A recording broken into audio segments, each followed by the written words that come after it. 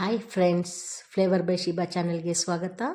ಇವತ್ತಿನ ಸ್ಪೆಷಲ್ ಏನಂದರೆ ಬಹಳ ಆರೋಗ್ಯಕರವಾದ ಬೆಟ್ಟದ ನೆಲ್ಲಿಕಾಯಿ ಇದೆ ನೋಡಿ. ಬೆಟ್ಟದ ನೆಲ್ಲಿಕಾಯಿ ಕ್ಯಾಂಡಿ ಮಾಡೋದು ಹೇಗೆ ಅಂತ ಹೇಳ್ಕೊಡ್ತೀನಿ. ನನ್ನ ಚಾನಲ್ನ ಯಾರು ಇನ್ನೂ ಸಬ್ಸ್ಕ್ರೈಬ್ ಮಾಡ್ಕೊಂಡಿಲ್ಲ ಅವರು ದಯವಿಟ್ಟು ಮಾಡ್ಕೊಳ್ಳಿ. ಹಾಗೆ ನನ್ನ ವೀಡಿಯೋಸ್ನ ಡೈಲಿ ವಾಚ್ ಮಾಡ್ತಾಯಿರಿ. ಒಂದು ಲೈಕ್ ಕೂಡ ಕೊಡಿ. ಬೆಟ್ಟದ ನೆಲ್ಲಿಕಾಯಿ ಎಲ್ಲ ವಿಷಯದಲ್ಲೂ ಭಾಳ ಒಳ್ಳೆಯದು ಆರೋಗ್ಯಕ್ಕೆ. ಇದು ನಾಟಿ ಬೆಟ್ಟದ ನೆಲ್ಲಿಕಾಯಿ ಸಣ್ಣ ಸಣ್ಣದಾಗಿರುತ್ತೆ. ಬೇರೆದಾದರೆ ದಪ್ಪ ಸೈಜ್ ಇರುತ್ತೆ. ಇದು ನಾಟಿ, ಈಗ ಸೀಸನ್ ಇದು.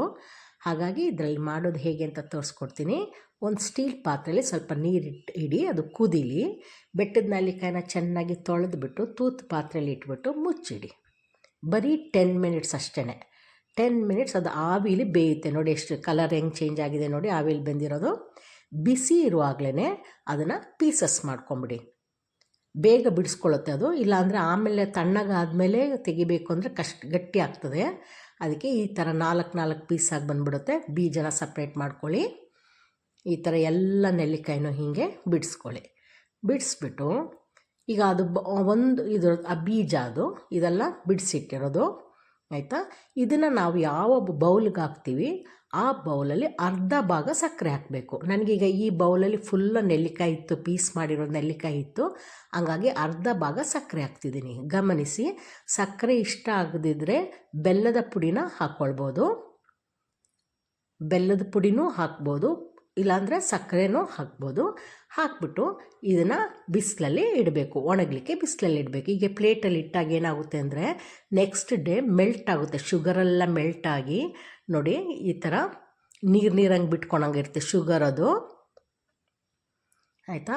ಅದನ್ನು ಮತ್ತೆ ಹಾಗೇ ಒಂದು ಪ್ಲಾಸ್ಟಿಕ್ ಪೇಪರ್ ಇಟ್ಬಿಟ್ಟು ಅದ್ರ ಮೇಲೆ ಈ ನೆಲ್ಲಿಕಾಯಿನ ಇಟ್ಟು ಒಂದು 2 to 3 ಡೇಸು ಒಣಗಿಸ್ಬೇಕು. ಚೆಂದ ಬಿಸಿಲಿರುವಾಗ ಒಣಗಿಸಿ. ಹೀಗೆ ಒಣಗಿ ಸಿಗುತ್ತೆ ನೋಡಿ. ಈ ಥರ ಒಣಗಿದಾಗ ಈ ಥರ ಆಗ್ತದೆ ನೆಲ್ಲಿಕಾಯಿ. ನಮ್ಗೆ ಗೊತ್ತಾಗುತ್ತೆ ಅದು ಸಕ್ಕರೆನೆಲ್ಲ ಹೀರ್ಕೊಂಬಿಟ್ಟಿರುತ್ತೆ. ಬೆಲ್ಲ ಆದರೆ ಬೆಲ್ಲನ ಹೀರ್ಕೊಂಡಿರುತ್ತೆ. ಅದಾದಮೇಲೆ ಒಣಗಿದ್ಮೇಲೆ, ಚೆನ್ನಾಗಿ ಒಣಗಿದ್ಮೇಲೆ ಅದು ಸೌಂಡ್ ಆಗುತ್ತೆ, ಅದು ನಮಗೆ ಕರಪರ ಅಂತ. ಚೆನ್ನಾಗಿ ಒಣಗಿದ್ಮೇಲೆ ಇದು ಸಕ್ಕರೆ ಪೌಡ್ರು, ಶುಗರ್ ಪೌಡ್ರ್. ಇದು ಅವಶ್ಯಕತೆ ಇದ್ದರೆ ಹಾಕ್ಕೊಳ್ಳಿ, ಇಲ್ಲಾಂದರೆ ನೆಸ್ಸಿಟಿ ಇಲ್ಲ. ಸ್ವಲ್ಪ ಒಂದು 2 ಸ್ಪೂನ್ ಸಕ್ಕರೆನ ಮಿಕ್ಸಿಗೆ ಹಾಕಿ ಪೌಡ್ರ್ ಮಾಡಿಬಿಟ್ಟು ಆ ಶುಗರ್ ಪೌಡ್ರನ್ನ ಇದ್ರ ಮೇಲೆ ಹಾಕ್ಕೊಂಬಿಡಿ. ಹಾಕ್ಕೊಂಡು ಚೆಂದ ಮಿಕ್ಸ್ ಮಾಡಿಬಿಟ್ಟು ಒಂದು ಬಾಕ್ಸಲ್ಲಿ ಹಾಕಿಡಿ. ಇದು ತುಂಬ ಒಳ್ಳೆಯದು ಆರೋಗ್ಯಕ್ಕೆ. ಇದು 100% ಕ್ಯಾಲ್ಸಿಯಂ ಇರೋದು ಇದರಲ್ಲಿ. ಹಾಗಾಗಿ ಎಸ್ಪೆಷಲಿ ಲೇಡೀಸು ಟ್ರಾವೆಲ್ ಮಾಡೋರಿದ್ದರೆ ಅಥವಾ ಮನೇಲಿರುವಾಗಲಾದ್ರೂ 1, 2, 3 ಡೈಲಿ ಬಾಯಿಗೆ ಹಾಕ್ಕೊಳ್ಳಿ. ಭಾಳ ಒಳ್ಳೆಯದು ಆರೋಗ್ಯಕ್ಕೆ. ಎಲ್ಲದಕ್ಕೂ ತುಂಬ ಒಳ್ಳೆಯದು, ಲೇಡೀಸ್ಗೆ ತುಂಬ ಒಳ್ಳೆಯದು. ಹಾಗಾಗಿ ಮಿಸ್ ಮಾಡದೆ ಇದನ್ನು ಮಾಡ್ಕೊಳ್ಳಿ. ಈ ಸೀಸನ್ನು ತಪ್ಪದೆ ಮಾಡ್ಕೊಳ್ಳಿ. ಹೇಗಿತ್ತು ಅಂತ ನಂಗೆ ಹೇಳಿ. ಬಾಯ್.